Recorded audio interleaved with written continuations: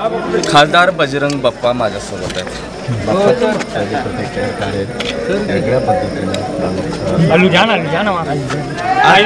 हा बीड जिल्ह्यातल्या सत्याचा विजय आहे.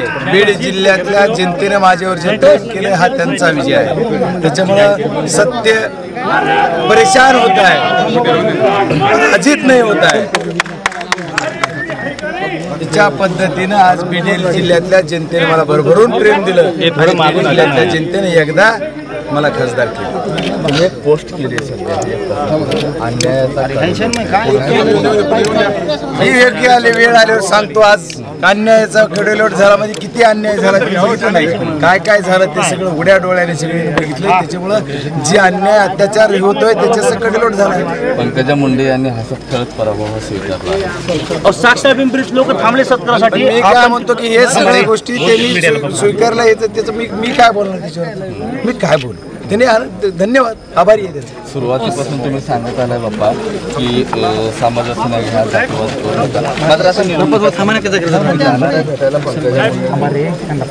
बिलकुल जाणार आहे.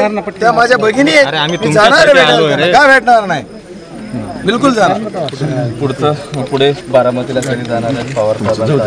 मी आता मला पहिल्यांदा आजचा जो जेवढे विषय आहे ते संपू द्या, एकदा मला या याच्यातून निघू द्या. मी त्याच्यानंतर सकाळी आपल्याला सगळं सांगेन. विजयाचं खरं श्रेय कुणाला? माझ्या बीड जिल्ह्यातल्या जनतेला.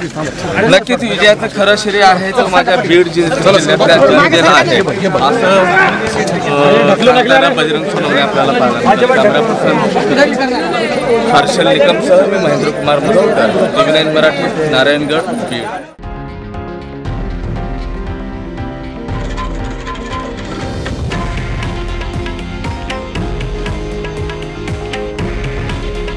हे आहे देशातील नंबर 1 न्यूज नेटवर्क आणि आपण पाहत आहात TV9 मराठी.